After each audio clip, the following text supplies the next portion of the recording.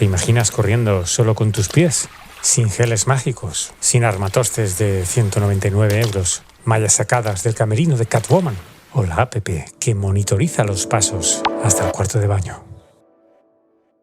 Los grandes lo hicieron, y encima descalzos. Lo que verás hoy cambiará tu perspectiva sobre correr. Dejarás de llamarlo running. Descubrirás el verdadero hogar de tus pies, la tierra.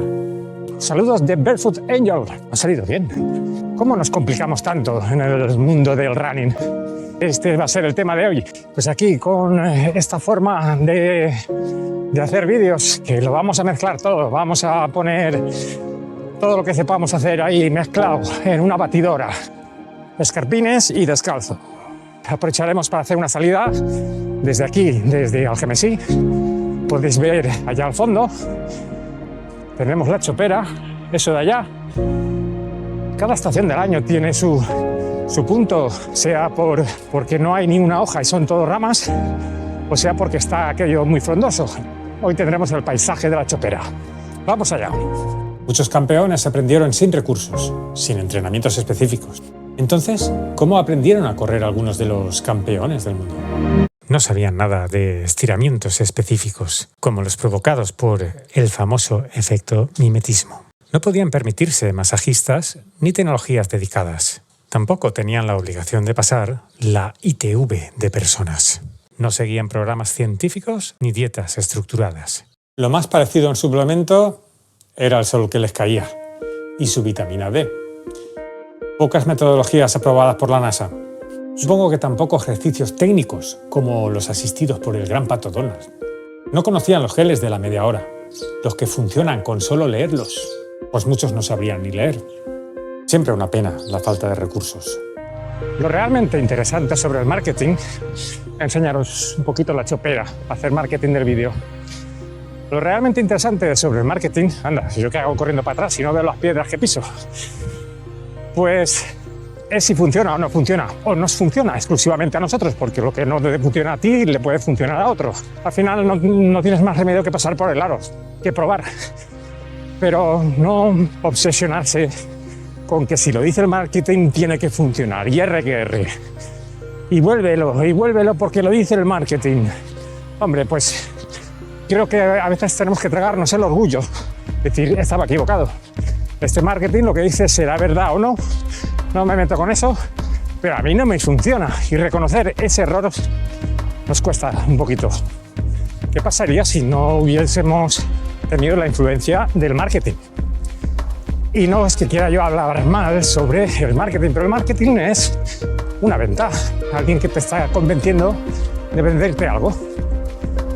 Y puede que tenga razón en vendértelo y puede que tenga razón en que te haga bien. Pero ya sabéis qué pasa con este mundo. Todo el mundo necesita vivir, necesita vender. Lo que haga falta, ¿no? Sí que es importante creer en lo que estás vendiendo, pero eso ya lo sabrá el comercial. No es mi punto fuerte. Yo ahora te estoy vendiendo algo que es totalmente gratis. Lo podéis ver. Correr sin complicaciones. Y la cuestión es qué hubiera pasado por ver qué es lo que llevan los demás y querer hacer lo mismo, ¿no? O más. Y bueno, esa es la influencia del marketing. Al final también todos nos vendemos de alguna manera, ¿no? No estoy nada hablando en contra, pero un ejemplo lo tenéis los keniatas y los etíopes. ¿Qué les pasa sin la influencia del marketing? Supongo que el hombre de Cromañón tampoco estaba influenciado por el marketing. Y el hombre se defendía. No tenía más remedio. Entonces, ¿cómo es que corren más rápido que nosotros? Con tantos recursos, soportes y ayudas que tenemos. A ver, no digo que tengamos que dejarlo todo, pero ¿cuánto o qué es lo que nos sobra? Pues dámelo a mí, topa a mí. Vale, sí, somos así. Da igual, ricos o pobres, sobre o falte. ¿Lo queremos todo? Genética ambiciosa y acumuladora la nuestra. No pretendo juzgar a la genética, es así por algo. Nuestras razones evolutivas tendremos. ¿Será por la memoria ancestral?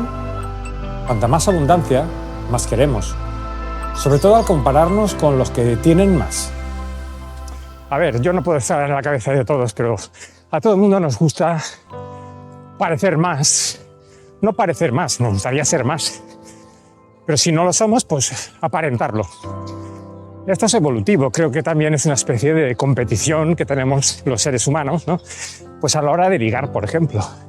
¿Quién no ha intentado aparentar más delante de alguien en cuestión? Es un tema un poco enrevesado, porque a nadie le gusta reconocerlo.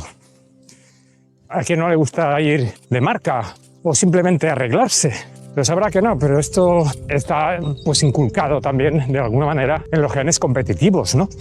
Es raro ver a alguien que quiera aparentar ser pobre, excepto algún descalzo a lo mejor, ¿no? Pues la verdad es que nadie quiere tener una imagen pues degradada, porque se entiende como degradada. Aunque también pueden confundirse términos entre lo que es la pobreza, por ejemplo, y lo que es la sencillez o ser más pragmático, ¿no? Más práctico también en la vida, ¿no? Terminologías que tienen que ver con el minimalismo, sí.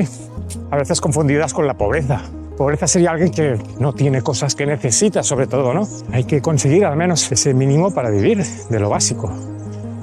Una vez ya tengamos lo básico, pues no es ser pobre o no, es ser más caprichoso o menos. Y no digo que tenga algo de bueno o de malo, ¿no? Un tema peliagudo. ¿Necesidad o comodidad? No es lo mismo haber nacido en medio del lujo que en medio del desierto, donde no crece nada. Etíopes, keniatas, ellos no pudieron elegir. Solo corrían para desplazarse más rápido, maximizando aquello que tenían cuando vinieron al mundo, usando lo que el ser humano lleva de fábrica: pies, piernas, cuerpo, alma y necesidad. Un bien esencial que tuvieron que usar de verdad. Preguntarles. ¿Nos falta un punto de necesidad real? ¿Por eso nos cuesta tanto salir a correr? Que sí, que el deporte va muy bien para optimizar la salud. La zona 2, el cardio, la intensidad, el ejercicio de fuerza. Pero, ¿para qué sirve? ¿Para coger el autobús? ¿Y si salimos a cazar porque nuestros hijos tienen hambre? Esto sonaría más motivador, ¿no creéis? Pues sí, tenemos una obsesión por optimizar la comodidad, ¿no? Millones de años de evolución en el que siempre hemos buscado pues, tener las cosas más a mano, más prácticas, hacer más trabajo con menos esfuerzo, lo cual te implica a tener el triple de esfuerzo porque tienes que estar rebanándote los sesos para hacer 10 veces más y al final tú estás aplicando la misma energía.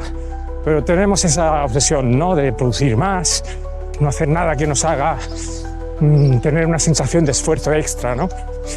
Ahí está el ejemplo del deporte, o el correr, o quitarse zapatillas. Parece que sea un esfuerzo extra. No sé, esta obsesión por la comodidad que tenemos los seres humanos para todo. Y tal vez sea lo que nos haya hecho evolucionar. Tampoco hay que meterse con nuestros genes. A falta de necesidad real para mantenernos motivados, sobre todo en países industrializados, necesitamos otro propósito, una finalidad o reto que tenga atractivo por su dificultad. Nos ilusiona encontrar propósitos que trascienden nuestra individualidad, que nos inspire a crecer mientras aportamos valor a nuestra vida y a ser posible al mundo que nos rodea.